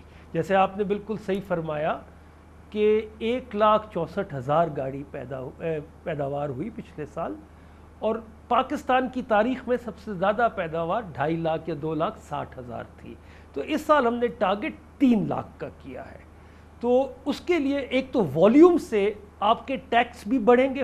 فلسفہ یہی تھا کہ ڈیمانڈ جنریٹ ہوگی، والیومز آئیں گے، تو ٹیکس کا جو مخدوم صاحب یہ تو صحیح ہے، آمدن ہے وہ بھی اضافہ آئے گا. اصل تو یہ فائدہ ہوگا کہ جب ہم یعنی کہ ڈلیشن پروگرامز جن گاڑیوں کی جو کہ یہاں سے دہائیوں پہلے آئی تھیں، جنہوں نے یہاں پہ پرزے تیار کرنے تھے، یہاں پہ گاڑی کو بنانا تھا، وہ بھی پوری طرح سے پورا نہیں ہوئے. ابھی تو ہم نے اجازت دے دی ہے کہ پوری نئی گاڑیاں آ رہی ہیں، اور ابھی پھر کمپلیٹلی فل 100% وہ اسمبلی یہاں پہ اسمبل ہوں گی، اور وہ سارا ڈلیشن وغیرہ نہیں، جس سے ہمارے جو امپورٹ بل ہے اس پہ بڑا پریشر آئے گا.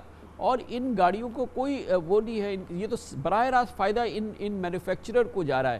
ہماری اکانومی کو فائدہ کب ہوگا؟ ہمارے لیے تو جب ہے کہ یہاں پر یہ پرزے بنے، ڈلیشن پروگرام کمپلیٹ ہو، اور یہ تمام چیزیں جو ہیں جس کو ہم کہہ سکیں کہ میڈ ان پاکستان ٹویوٹا، یا made in Pakistan Honda, made in Pakistan Suzuki, ابھی ایم جی نہ ہو، ابھی کیا نہ ہو، مگر یہ تو اب ہونی چاہیے نا. جی بالکل صحیح کہا آپ نے کامران صاحب. دیکھیے پچھلی جو لائسنسز یا مینوفیکچرنگ ہوئی وہ 2016 سے 2021 کی پالیسی میں تھی، جس میں انہوں نے 10 اور 25 کی بینڈوڈ دی تھی، جس کے تحت کہ لوکل پروڈیوس نہیں ہو رہے وہ 10% پہ آپ امپورٹ کر سکتے ہیں CKD کے اندر، اور جو لوکل بن جائیں گے اس کے اوپر پروٹیکٹ آئے گی. بدقسمتی، اور اس سے پہلے یہ فگر تقریباً 1546 کا تھا.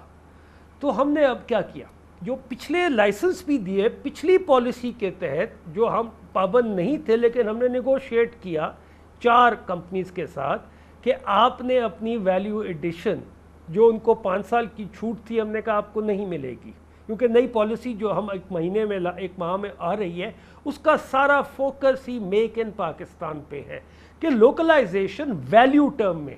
یہ بھی میں آپ کی خدمت عرض کر دوں، کیونکہ پاکستان کا آپ بالکل درست فرما رہے ہیں، سب سے بڑا چیلنج ڈالرز کے انفلو اور آؤٹ فلو کا ہے، بیلنس آف پیمنٹ کا ہے، کہ ڈالر ہم کما کتنے رہے ہیں اور ڈالر ہم باہر کتنے بھیج رہے ہیں. تو امپورٹ بل پہ پریشر آ جاتا ہے، جیسے یہ سیکٹر ایکسپینڈ کرتا ہے امپورٹ بل پہ پریشر آ جاتا ہے. تو ہم نے کہا ویلیو ٹرم کے اندر اس وقت پاکستان میں ٹوٹل ڈلیشن 30% کی ہوئی ہے. 1988 سے آپ نے یہ پہلی پروڈکشن شروع کی ہوئی ہے، اور ابھی تک ہم 30% پہ ہیں. البتہ نمبر آف پارٹس کے اندر آپ کی ویلیو ایڈیشن جو پرانی 3 کمپنیز ہیں انہوں نے کچھ 60-70%، 75% تک کر لیے، لیکن پاکستان کا ہمارا مقصد ویلیو ایڈیشن ان اماؤنٹ میں ہے. اور سیکنڈلی ہم نے اب لوکلائزیشن کا جو اپڈیشن ہے کہ جی لوکلائز جو پارٹس ہو گئے ہیں، آپ حیران ہوں گے کہ 2016 کے بعد وہ لسٹ جس کے اندر جو پروٹیکشن مل جاتی ہے اگر لوکلائز ہو جائے تو اس پہ ڈیوٹی بڑھ جاتی ہے، وہ اپڈیٹ ہی نہیں ہوئی، اور کوئی میکنزم نہیں تھا کہ اس کو بائی لا اپڈیٹ کیا جائے ایک خاص انٹرول کے ساتھ. تو ہم نئی پالیسی کے اندر ہر 6 ماہ کی ہم نے شرط رکھ دی ہے کہ لوکلائزیشن بڑھے گی، اس کی اپڈیشن ہوگی اس کی. تو اس کے ساتھ انشاءاللہ دسمبر میں آپ دیکھیں گے کہ 5 سے 6% اور پارٹس کے اوپر لوکلائزیشن کی پروٹیکشن آ جائے گی. ساتھ ہی ہم نے ہم نئی پالیسی کے اندر ٹارگٹ دے رہے ہیں کہ ہم 10% لوکلائزیشن 1 سال کے اندر ہم انشاءاللہ اس کی طرف لے کے چلیں. ساتھ ہی دیکھیے ہم پوری گاڑی شاید دنیا میں ایکسپورٹ نہ کر سکیں، لیکن دنیا کے آٹو سیکٹر پارٹس کا جو ویلیو چین ہے اس میں ہم ضرور حصہ بن سکتے ہیں. تو ہماری جو نئی پالیسی آ رہی ہے وہ auto development and export policy ہے. تو ہم شرائط رکھ رہے ہیں پالیسی کے تحت کہ پاکستان کی اگر آپ نے مارکیٹ کو کے اندر آپ نے استعمال کرنا ہے, یہاں کے کنزیومر کو کرنا ہے, اس کی مارکیٹ کو کرنا ہے, پاکستان کے فارن ایکسچینج کو کرنا ہے, تو آپ کو ایک پرسنٹیج ایکسپورٹ کرنی پڑے گی. تو انکریمنٹلی ہم اس کو انشاءاللہ بڑھاتے جائیں گے. تو ہماری جو نئی پالیسی آ رہی ہے اس کے اندر ہماری ساری توجہ ایٹ دا فرسٹ پلیس یہ جو نئے برانڈز ہیں یا نئے ویریئنٹس ہیں ان کو ماڈل کو ہم نے الاؤ کیا پاکستان میں کہ وہ فلی میڈ گاڑیاں پاکستان میں بھیج رہے تھے. انٹروڈکٹری ان کو ایک نمبر آف وہیکلز ان کو الاؤ کیا گیا. ظاہر ہے کہ وہ تو ایک بہت بڑا پریشر تھا ہمارے امپورٹ بل پہ, اور ہمارا اس سے کوئی قطعی طور پہ کوئی فائدہ نہیں, کوئی جابز بھی کریٹ نہیں ہو رہی تھی. تو اب یہ جن کا ہو گیا کوٹا پورا, اب اس میں تو پھر کوئی مزید اضافہ نہیں ہوگا, اور پھر ان کو وہ پابند تھے کہ یہاں پر وہ اپنے پلانٹس لگائیں. اس کا فالو اپ کیا ہے, اس کی اپڈیٹ کیا ہے؟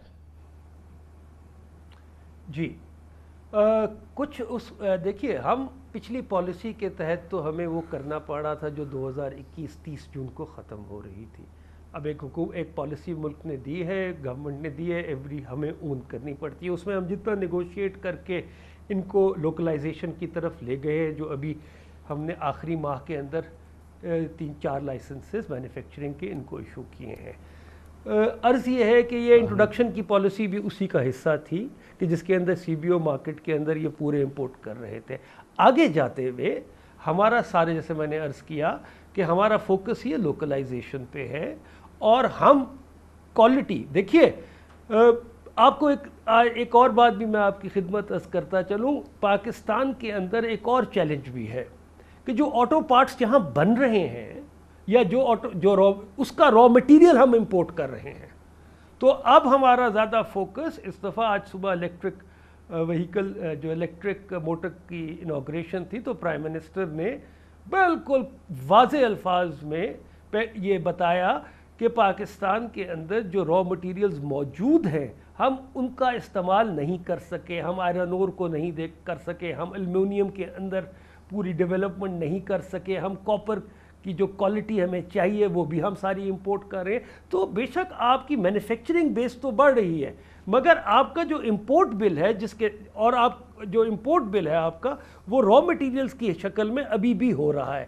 تو انشاءاللہ فیوچر میں آنے والے دنوں میں ہم اس پالیسی کے اوپر بھی لوکل انڈیجنائزیشن آف را مٹیریل کی پالیسی کے اوپر بھی اب کام شروع ہو گیا ہے. مخدوم صاحب, یہ آٹو سیکٹر کی اس کی بات کر لی. ایک ہماری میسو یہاں پہ کنزمپشن ہے موٹر بائکس کی, 2.6 ملین لاسٹ ایئر, اور ظاہر ہے کہ اس پہ بھی ایک بہت میسو ہمارا جو ہے وہ ڈرین ہوتا ہے فارن ایکسچینج, اور وہ ایک بہت بڑا سیکٹر ہے. تو اس پہ کیا ہو رہا ہے کہ وہ ہم 100% پاکستان میں پروڈیوس کریں؟ جی جیسے میں نے عرض کیا, اس کے آٹو پارٹس تقریباً 80-90% اب پاکستان میں بن رہے ہیں, اور کمپٹیشن آ گیا جاپنیز کے ساتھ. اب چائنیز کمپنیز بھی ہیں, کچھ پرائس بھی نیچے آ گئی ہے, اور مارکیٹ کے اندر چونکہ رورل اکانومی کے اندر اچھی کراپس ہونے کی وجہ سے ایک ڈیمانڈ جنریٹ ہو گئی ہے. تو اگلے سال جو ٹارگٹ ہے جو لگ رہا ہے پروڈکشن کا, وہ 4 لاکھ اضافی موٹر سائیکلز کی پروڈکشن کا چانس ہے کہ 26 لاکھ سے یہ 30 لاکھ پہ چلے جائیں گے. اب چیلنج کیا ہے, مینوفیکچرنگ بیس آپ کی آ گئی ہے, اب ہم اس کو لے کے جا رہے ہیں اسی آٹو پالیسی کے اندر انسینٹیوائز کر رہے ہیں ایکسپورٹس کو, اور ان کمپنیز کو بھی اجازت دے رہے ہیں کہ وہ ایکسپورٹ جہاں بڑے موٹر سائیکل 125, 150, 175 کی جہاں سی سیز چاہیے, اور موسٹلی یہ مارکیٹس آپ کی افریقہ ہے, افغانستان ہے, سینٹرل ایشیا ہے. تو رورل ایریاز میں کیونکہ موٹر بائکس نہیں جا سکتی کیونکہ ایک ڈسٹنسز ہوتے ہیں, وہاں چارجنگ انفراسٹرکچر ڈیولپ نہیں ہو سکتا, یہ گلوبل پیٹرن ہے. اور شہروں کے لیے ہم کو جو آج پہلا جو انیشیٹو ہوا ہے ای موٹر بائک کا, وہ شہروں کے لیے ہم کوشش کر رہے ہیں کہ اس کا اڈاپشن ریٹ بڑھ جائے, کہ وہ ریپلیس کر دے کمبشن انجن کو شہروں کے اندر, تاکہ ایئر کوالٹی جن شہروں میں بہت بری ہو گئی ہے, پہلے ہم اس طرف ان کی کچھ ریگولیشنز اور ان کی ڈیمانڈ جنریٹ کرنے کے لیے بھی سوچ رہے ہیں. یہ فرمائیے گا کہ ظاہر ہے کہ بہت ہم انکریج کر رہے ہیں ای ویز کو اور الیکٹرک وہیکلز کو, اور ظاہر ہے کہ آئندہ جو پالیسی میں ریلیکسیشن ہوئی ہے تو اس میں ایک اور بڑا سرج ہم دیکھیں گے ان وہیکلز کا, لیکن ہمارے پاس ڈاکنگ اسٹیشن نہیں ہے, یہ چارجنگ اسٹیشنز نہیں ہیں, اور پورے ملک میں اس کی بڑی ایک کمی کی وجہ سے یہ ان ایفیکٹو ہو جاتا ہے یہ پورا سیکٹر. تو ظاہر ہے کہ حکومت کا کام تو نہیں ہے, مگر اس کو کیسے آپ کر رہے ہیں اس کو replenish? Kamran sahib, it's always a pleasure talking to you, کیونکہ آپ ایگزیکٹ ایشوز پہ آپ کی بہت دسترست ہوتی ہے. اسی لیے ہم نے یہ سی بی یو کے لیے جو ابھی تک پاکستان میں گاڑی نہیں بن رہی, گلوبلی بھی ای موٹر وہیکلز جو ہیں اس کا اڈاپشن ریٹ 4% ہے, کہ اگر 100 گاڑی بن رہی ہے تو 4 تقریباً الیکٹرانک بن رہی ہیں گاڑیاں ملک میں استعمال ہو رہی ہیں, باقی ایڈوانسڈ اکانومیز میں. اور charging station egg and chicken والی سچویشن ہے, اس لیے ہم نے سی بی او کی ڈیوٹی 25 سے 10 کی ہے, تاکہ کچھ گاڑیاں آ جائیں, اس کے بعد ہم وہ پروٹیکشن دے دیں گے, آر ڈیز لگا دیں گے, تاکہ ایک انفراسٹرکچر ڈیولپ ہو سکے چارجنگ سٹیشن کا شہروں کے اندر ان گاڑیوں کے لیے. اس چارجنگ سٹیشن بھی ایک اکانومی کا ایک نیا سیکٹر کھل جائے گا, جس کے اندر جابز بھی آ جائیں گی, آپ کی یوٹیلائزیشن بھی شروع ہو جائے گی, آپ کی ایکسٹرا الیکٹریسٹی کیپیسٹی کی. تو صرف یہ فلسفہ تھا جس کے تحت ہم نے سی بی او کو نیچے کیا, اور ہم واچ کر رہے ہیں کہ ایک دفعہ آ جائیں گاڑیاں تو مارکیٹ پریشر کے تحت ایک چارجنگ انفراسٹرکچر ڈیولپ ہونا شروع ہو جائے گا. بہت بہت شکریہ, بہت شکریہ جناب مخدوم خسرو بختیار, وفاقی وزیر برائے صنعت و پیداوار, ہمارے ساتھ موجود تھے. کمرشل بریک, اس کے بعد معیشت سے جڑی ایک اور خبر. Securities Exchange Commission of Pakistan نے ایک انیشیٹو لیا ہے, 10 سال بعد 3 ہاؤسنگ فائنانس کمپنیز کے لائسنسز جاری کیے ہیں, یعنی کہ چھوٹے گھر بنانے والوں کے لیے قرضہ حاصل ہو, بہت آسان طریقے سے قرضہ حاصل ہو اور نئے طریقے سے قرضہ حاصل ہو, اس کے لیے 3 نئی کمپنیز بن رہی ہیں. اور یقیناً یہ اس پورے سیکٹر کے حوالے سے جو کنسٹرکشن سیکٹر میں کام ہو رہا ہے ایک اچھا انیشیٹو ہے. Securities Exchange Commission of Pakistan کے چیئرمین عامر خان ہمارے ساتھ ہوں گے چھوٹے سے وقفے کے بعد.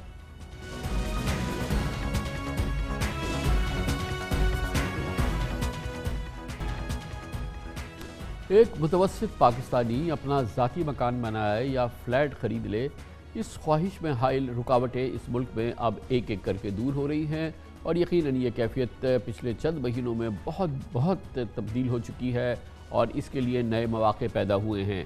نیا پاکستان ہاؤسنگ اسکیم اور وزیراعظم عمران خان کے کنسٹرکشن پیکج کی اماراتی قرضوں کے بعد اب securities Exchange Commission of Pakistan نے 3 نئی ہاؤسنگ فائنانس کمپنیز کو لائسنسز جاری کیے ہیں, جس کے بعد ہاؤس بلڈنگ فائنانس کارپوریشن اور کمرشل بینکوں کی طرح ملک میں آسان رہائشی قرضوں کا ایک اور نیا راستہ کھل گیا ہے. ان کمپنیز میں Pakistan housing finance company, trails housing finance company limited اور آسان گھر فائنانس لمیٹڈ شامل ہیں. ایس ای سی پی کے مطابق اس سے قبل پچھلے 10 سال کے دوران کسی ہاؤسنگ فائنانس کمپنی کو لائسنس نہیں دیا گیا. سیکیورٹیز ایکسچینج کمیشن نے وزیراعظم عمران خان کے کنسٹرکشن پیکج اور نیا Pakistan mark up subsidy scheme میں بھی ان ہاؤسنگ کمپنیز کو شامل کرنے کی تجویز دی ہے. ایس ای سی پی کا کہنا ہے کہ وہ سرمایہ کاروں کو ہاؤسنگ فائنانس کمپنیز کے لیے فنڈنگ کا طریقہ کار پر رہنمائی کر رہا ہے, اور اس نے عوام کو رہائشی ضرورتوں کو مد نظر رکھ کے پاکستان مارٹگیج ری فائنانس کمپنی اور ورلڈ بینک کے اشتراک سے رہائشی قرضوں کے فروغ کے لیے باقاعدہ مہم کا آغاز کیا ہے. اہم پیش رفت ہے اور اس کے لیے دعوت دی ہے ہم نے بات کرنے کے لیے. ہمیں جوائن کریں جناب Aamir Khan, chairman Securities Exchange Commission of Pakistan. بہت بہت شکریہ خان صاحب. ایک عام پاکستانی کو پہلے تو یہ فرما دیجیے گا کہ یہ ہاؤسنگ فائنانس کمپنیز کس طرح سے آپریٹ کریں گی, کیسے یہ کام کریں گی؟ بسم اللہ الرحمن الرحیم. کامران صاحب بہت بہت شکریہ. دیکھیں جی, ہمارا ایک ریگولیٹری فریم ورک ہے جس کے تحت ہاؤسنگ فائنانس کمپنیز جو ہیں ان کو اجازت ہے, اور جو 3 کمپنیز جنہوں نے اس وقت لائسنسز لیے ہیں, ان 3 کمپنیز میں سے ایک جو ہے اس کا ماڈل جو ہے وہ ڈیجیٹل, جیسے کہ یہ آپ سہولتوں کا استعمال ہے, اور وہ ڈیجیٹل مینز کے ذریعے اپنے لونز کو ڈسبرس کریں گی, اور باقی 2 جو کمپنیز ہیں وہاں پہ کنونشنل ماڈل جو ہے وہ اس کو ٹارگٹ کر رہی ہیں, جہاں پہ وہ اس کو دیکھیں گی. لیکن اس ہاؤسنگ کمپنیز کے علاوہ اگر آپ مجھے اجازت دیں تو میں یہ بھی کہنا چاہوں گا کہ ہم نے اپنی ریٹ ریگولیشنز میں کافی ساری چینجز کی ہیں, جس کے نتیجے میں 5 مزید ریٹ مینجمنٹ کمپنیز نے بھی اس سال لائسنس لیا ہے. اور ریٹ مینجمنٹ کمپنیز میں ہم نے اس دفعہ ایک نیا کانسیپٹ متعارف کرایا ہے جو کہ پی پی پی ریٹ مینجمنٹ, پی پی پی انفراسٹرکچر پروجیکٹس سے ریلیٹڈ ہے, جس میں نجی سرمایہ کار اور جو گورنمنٹ ہے اس کے اشتراک سے بھی اسکیمز لانچ کی جا سکتی ہیں. اور میں سمجھتا ہوں کہ وہاں پہ بھی हाउसिंग सेक्टर के लिए काफ़ी गुंजाइश मौजूद है। और तो पहले तो खान साहब ये पहले तो हाउसिंग फाइनेंस कंपनीज़ का जो स्ट्रक्चर है और जो उसका तरीक़ाकार है वो थोड़ा सा एक्सप्लेन कर दीजिए, डिजिटल का भी, और जो दो कन्वेंशनल अंदाज से काम करेंगी। एक जो कंज्यूमर है या जो क्लाइंट है वो किस तरह से अप्लाई करेगा, क्या होगा उसका सिलसिला? जी देखिए, ये तो इंशाल्लाह जो कंपनीज़ हैं ये तो कमर्शियली रन प्रोजेक्ट्स हैं और उनकी अपनी एक मार्केटिंग स्ट्रैटेजी भी होगी। जिस तरह मैंने कहा कि जो दो हैं उनका ज़्यादा कन्वेंशनल अप्रोच है। ये रिजीम जो इसको गवर्न कर रहा है वो नॉन बैंक फाइनेंशियल कंपनीज़ का रिजीम है, NBFC का, जिसके अंदर हमारा जो लाइसेंस होता है उसे हम इन्वेस्टमेंट फाइनेंशियल सर्विसेज का लाइसेंस कहते हैं, वो इनको दिया गया।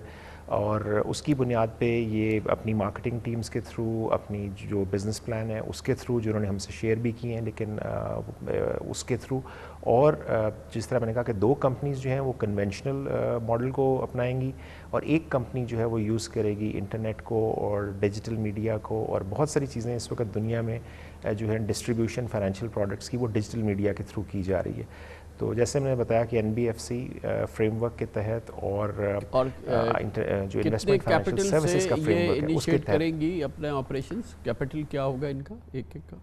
जो हमने इसमें कामरान साहब एक बहुत बड़ा जो चेंज जो रेगुलेशंस में हमने चेंज किया, जो विजन थी गवर्नमेंट की, और जिस तरह आपने बताया कि बहुत सारे वेल कोऑर्डिनेटेड मेजर्स थे अक्रॉस द एंटायर लैंडस्केप जो जिसमें चेंजेस आए हैं, उसके तहत हमने भी जो चेंजेस किए थे उसमें हमने जो हम समझते हैं कि जो कैपिटल की रिक्वायरमेंट होती है वो भी एक बाज़-औक़ात एंट्री बैरियर बन जाती है। तो हमने कैपिटल को 50 मिलियन पे कर दिया और बाकी हमने कंपनियों के ऊपर छोड़ दिया कि डिफरेंट कंपनियां किस लेवल से स्टार्ट करना चाहती हैं, बट 50 मिलियन या 5 करोड़ जो है वो मिनिमम अमाउंट है ये बिज़नेस स्टार्ट करने के लिए। तो बज़ाहिर तो ये जो मिनिमम अमाउंट है ये तो बहुत ही मिनिमम है किसी भी फाइनेंसिंग के लिए और किसी किस्म के एक लार्ज स्केल ऑपरेशंस के लिए। ये तो बहुत ही मिनिस्कुल अमाउंट है। तो ये इसमें फर्दर कैसे ऐड होगा? जी कामरान साहब, ऐसा है कि देखें, आप जैसे आपने बहुत अच्छा शुरू में बताया और बहुत सारे इनिशिएटिव्स हैं जो इस वक्त इन प्लेस हैं। एक तो उसमें इनिशिएटिव है जिसे पाकिस्तान मॉर्टगेज रीफाइनेंस कंपनी के नाम से कहा जाता है, और पाकिस्तान मॉर्टगेज रीफाइनेंस कंपनी जो है वो इदारों को कैपिटल फराहम करेगी। दूसरा, जो NBFCs का मॉडल है पूरी दुनिया में वो ज़रा रिस्क टेकिंग के ऊपर बेस्ड होता है, और वहाँ पे कॉन्सेप्ट यही होता है कि वो कैपिटल मार्केट्स को यूज़ करेंगे और थ्रू कैपिटल मार्केट्स जो है वो फ़ंड रेजिंग करेंगे बजाय कैपिटल को यूज़ करने के। और चूँकि हाउसिंग फाइनेंस कंपनीज़ के पास at this stage deposit taking licence भी नहीं होगा तो उनको कैपिटल मार्केट्स पे ही रिलाई करना पड़ेगा। दूसरी चीज़ जो हम समझते हैं वो ज़्यादा ज़रूरी ये है कि जो छोटे कर्ज़े हैं, जो मेरा ख्याल है गवर्नमेंट की भी विजन है इस वक्त, वो ये चाह रहे हैं कि जैसा कि आप जानते हैं कि जो हाउसिंग है ये किसी भी माशरती या समाजी तवाज़न के लिए कलीदी इसका किरदार होता है। तो वो हम उन लोन्स को ज़्यादा इनकरेज करने की कोशिश कर रहे हैं जो छोटे लोन्स हों, जो टारगेटेड लोन्स हों, उन लोगों के पास जिनकी आमदन कम है और जिनके लिए फॉर्मल या बड़े लोन्स लेना मुश्किल होगा। तो ये यकीनी तौर पे जैसा कि आप जानते हैं कि हमारा जो non bank micro finance sector है वहाँ पे जो लोन्स का जो अब साइज़ है वो बहुत छोटा है, लेकिन आउटरीच बहुत बड़ी है। तकरीबन कोई 3.5 मिलियन के करीब उनके क्लाइंट्स हैं जो उनसे बोरो करते हैं, लेकिन अगर आप एवरेज लोन का साइज़ देखें तो वो बहुत छोटा होता है। तो आई थिंक यहाँ पे भी जो फोकस होगा वो छोटे बोरवर्स के ऊपर ही होगा to a large extent. Khan साहब, अभी आपने जिक्र किया और जाहिर है कि ये पाकिस्तान के लिए बड़ा इंपॉर्टेंट है कि ये जो हमारे यहाँ रीट्स का काम शुरू हुआ है, जो कि तवील अरसे से कई सालों से पूरे पाकिस्तान में एक रीट्स ऑपरेट कर रही थी, और अब जो है इसके लिए ओपनिंग हुई है, बजट में काफ़ी कंसेशंस दिए गए हैं। आपने इस सिलसिले में जो मुताल्लिका मसाइल हैं उनको दूर करने में बड़ी मदद की, क्योंकि जो इससे पहले जो रुकावटें थी वो SCCP की जानिब से ज़्यादा थी और दूसरे मसाइल कम थे। तो अब ये जो इंशाअल्लाह ताला ये जो बेहतरी आई है एक तरफ से बजट पे, दूसरी जानिब से आपकी जानिब से, तो इससे जो तब्दीली आएगी और जो उसके आसार नज़र आ रहे हैं उसको थोड़ा एक्सप्लेन कीजिए।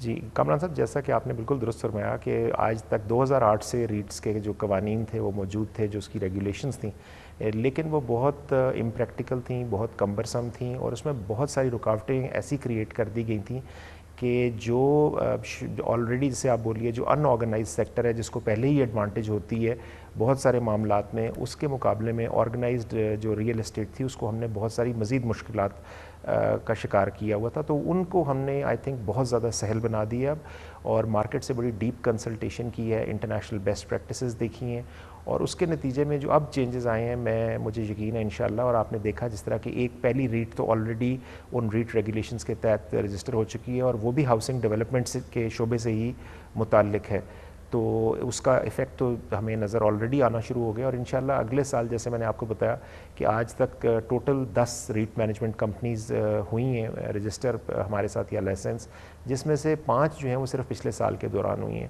اور جو پی پی پی کا ماڈل ہے وہ میرا خیال ہے اس میں بہت کلیدی ایک کردار ادا کر سکتا ہے، بیکاز وہاں پہ اگر آپ دیکھیے تو گورنمنٹ کے پاس بہت ساری جگہوں پہ لینڈ موجود ہے، اور کئی جگہوں پہ بہت سارے ایسے ادارے ہیں جن کے پاس لینڈز موجود ہیں اور ان کے پاس سرمایہ نہیں ہے یا ان کے پاس وہ ایبلٹی نہیں ہے کہ وہ اس کو لانچ کر سکیں اسکیم کو، تو وہاں پہ پبلک پرائیویٹ ماڈل کے تھرو یا ریٹ سٹرکچر کے تھرو جہاں پہ کیپیسٹی موجود ہے بہت ساری نئی اسکیمز لانچ کی جا سکتی ہیں، اور اب ہم اس کے اوپر بہت اویئرنیس کریں گے۔ ہاؤسنگ فائنینس کے زمرے میں بھی ہم نے کافی اویئرنیس کریٹ کی، جس کے نتیجے میں یہ 3 لائسنسز آئے، اور انشاءاللہ ہم سمجھتے ہیں اگلے سال مزید لائسنس کے لیے بھی، کیونکہ کچھ لوگ آلریڈی ہم سے رابطے میں ہیں ہاؤسنگ فائنینس کے لائسنسز کے لیے بھی۔ اچھا یہ فرمائیے گا کہ جو آلریڈی رجسٹرڈ ہمارے یہاں کنسٹرکشن اور ڈیولپمنٹ کمپنیز ہیں، ظاہر ہے کہ ان کے جو ریلیٹڈ ریگولیٹرز ہیں وہ ان کو گورن کرتے ہیں، لیکن بہرحال یہ رجسٹرڈ کمپنیز ہیں اور ان کی ذمہ داریاں ہیں ایک رجسٹرڈ کمپنی کی حیثیت سے، کیونکہ یہ کیپٹل جو ہے وہ جمع کرتی ہیں اور لوگوں سے بہت بڑی تعداد میں سرمایہ لیتی ہیں، اور اس کے بعد پھر مسائل بڑے سنگین ہو جاتے ہیں، اور اس کی بہت ساری مثالیں موجود ہیں۔ اس معاملے کو اب جو آلریڈی ایک اسٹیبلشڈ کام ہے مگر اس میں بہت شدید مسائل ہیں، اس کو ریگولیٹ کرنے کے لیے ایس ای سی پی کیا کر رہی ہے؟ کامران صاحب ایسا ہے کہ جیسے آپ جانتے ہیں کہ پوری دنیا میں جو رجسٹرار کا فنکشن ہے وہ تو ریگولیٹر کا فنکشن ہوتا ہے کمپنی لاء کی پروویژنس کی حد تک، لیکن جو ان کا ایکچوئل بزنس ہے اس کو ہم ریگولیٹ نہیں کرتے۔ مثلاً آپ حج کمپنیز کو دیکھیے، سیکیورٹی کمپنیز کو دیکھیے، یا دوسری کمپنیز جو کسی قسم کا آئل کمپنیز ہیں، آئل مارکیٹنگ کمپنیز ہیں، ان کے اپنے ریگولیٹرز ہیں، اور وہ ان کے جو بزنس آپریشنز ہیں ان کو وہ ریگولیٹ کرتے ہیں، ہم ان کے کارپوریٹ میٹرز کو ریگولیٹ کرتے ہیں۔ لیکن آپ کا یہ کہنا بالکل درست ہے، اور میں سمجھتا ہوں کہ جو نیا ہاؤسنگ ڈیولپمنٹ اتھارٹی ہے اس کا قیام ایک بہت ہی اچھا سٹیپ ہے، کیونکہ پوری دنیا میں جو اس قسم کی گروتھ آتی ہے آرگنائز سیکٹر میں وہ اسپیشلائز انسٹیٹیوشنز کے تھرو آتی ہے، ان کا اس میں ایک بہت بنیادی رول ہوتا ہے، تو ایک تو وہ چیز ہے۔ دوسرا میں یہ سمجھتا ہوں کہ ڈفرینٹ ماڈلز ہیں، ایس سی سی پی نے کچھ اس پہ کانسیپٹ ورک پہ کام بھی کیا ہوا ہے، اور یہ چیزیں اس وقت انڈر ڈسکشن بھی ہیں کہ کیا اس وقت جو ہے وہ ریئل اسٹیٹ ریگولیٹرز کی ضرورت ہے، اسپیشلائز ریئل اسٹیٹ ریگولیٹرز کی، اور اس کی کیا خد و خال ہونے چاہیے، کن بنیادوں پہ ان کی تشکیل ہونی چاہیے، کیا ان کو پروونشل بیسس پہ آرگنائز کرنا چاہیے، یا اس سلسلے میں کوئی رول ہو سکتا ہے کسی نیشنل لیول کی ایجنسی کا بھی۔ تو یہ ساری چیزیں جو ہیں یہ بہت اچھے سوالات ہیں، اور آئی تھنک ان سب چیزوں کے اوپر جیسے میں نے کہا کہ اس کا فل کریڈٹ حکومت کو جاتا ہے کہ انہوں نے ایک بہت ہی ویل کوآرڈینیٹڈ اور ویل آرکیسٹریٹڈ اسٹریٹجی کے تحت اس سیکٹر کو اپروچ کیا، اور یہ چیزیں کبھی ہم نے نہیں دیکھیں جو پچھلے 1 یا 2 سال میں ہمیں جتنی چینجز اور جتنی پازیٹیوٹی اس سیکٹر میں نظر آ رہی ہے۔ آپ کی موجودگی سے فائدہ اٹھاتے ہوئے ذرا سا آپ ہمیں اس طرح بھی بتائیے گا کہ پچھلے فائنینشیل ایئر میں ماشاءاللہ پاکستان کے کارپوریٹ سیکٹر نے بہت اچھا پرفارم کیا، اور کارپوریٹ سیکٹر کی گروتھ جو تھی وہ کافی ریمارکیبل رہی ہے، اور ظاہر ہے کہ اس سے پھر ایک اچھا ماحول بنتا ہے۔ تو اب ہمارا جو کارپوریٹ سیکٹر ہے اس میں کیا ایکسپینشن اور اس کی کیا اوور آل گروتھ، اور اس میں کیا آپ نئی ایکسائٹمنٹ اور یہ چیزیں دیکھ رہے ہیں کہ جو کہ اس میں پھر اس میں ایکسپینشن نظر آئے بڑی قابل ذکر؟ جی کامران صاحب تھینک یو، آپ نے بالکل درست فرمایا، اور میں کچھ جو ہے اعداد و شمار آپ کے سامنے رکھنا چاہوں گا اس ریفرنس میں کہ اگر آپ اسٹاک مارکیٹ کو دیکھیے تو پچھلے سال جو पब्लिक ऑफरिंग्स हुई वो 10 पब्लिक ऑफरिंग्स थी जो कि पिछले 5 साल में होने वाली पब्लिक ऑफरिंग्स में सबसे ज़्यादा थी। इनके थ्रू तकरीबन 56 अरब रुपए कैपिटल जो है वो सरमाया रेज़ किया गया थ्रू पब्लिक ऑफरिंग, और वो भी पिछले 5 साल में होने वाला सबसे ज़्यादा सरमाया था। इसके अलावा राइट इश्यूज़ जो लिस्टेड कंपनीज़ के थे उसके थ्रू 30 अरब से ज़ायद सरमाया रेज़ किया गया, और ये भी पिछले 5 साल में होने वाली सरमायाकारी में सबसे ज़्यादा है। तो कैपिटल फॉर्मेशन के पॉइंट ऑफ व्यू से अगर आप देखें तो ये एक बहुत ही रिकॉर्ड ब्रेकिंग किस्म का साल था और इसमें बहुत सक्सेस हमें नज़र आई। इसके अलावा आप ये भी देखिए कि जो हमारे इन्वेस्टर्स थे स्टॉक मार्केट में एक तवील अरसे से जिन पे एक जमूद की कैफियत तारी थी, इस साल बहुत तवील अरसे के बाद 11% इजाफा देखने में आया है जो स्टॉक एक्सचेंज के नए इन्वेस्टर्स हैं, और असेट मैनेजमेंट कंपनीज़ के जो इन्वेस्टर्स हैं उनमें भी 8% इजाफा देखने में आया है। इसी तरीके से अगर आप कॉर्पोरेटाइजेशन को देखें तो पहली दफ़ा SECP की तारीख़ में जो नई कंपनियों का जो मार्ज़े वजूद में आई उनका जो ग्रोथ रिकॉर्ड था वो साल अगर पिछले साल से हम कंपेयर करें तो वो 51% ग्रोथ थी, और 25,000 नई कंपनियां इस साल रजिस्टर हुई। तो ये तो आपका कहना बिल्कुल बजा है कि बहुत ब्रॉड बेस्ड और बहुत वसी बुनियादों पे हमें आसार नज़र आ रहे हैं एक इकनॉमिक एक्टिविटी के और रिवाइवल के in both the stock market side as well as corporate side. Thank you so much, बहुत बहुत शुक्रिया जनाब Aamir Khan, chairman securities exchange commission of Pakistan SECP हमारे साथ मौजूद थे। इसके साथ ही हमारे आज के प्रोग्राम का ख़त्म होता है। कल आपसे फिर मुलाकात होगी इंशाअल्लाह। कल तक के लिए कामरान खान को इजाज़त। अल्लाह हाफ़िज़ नासिर।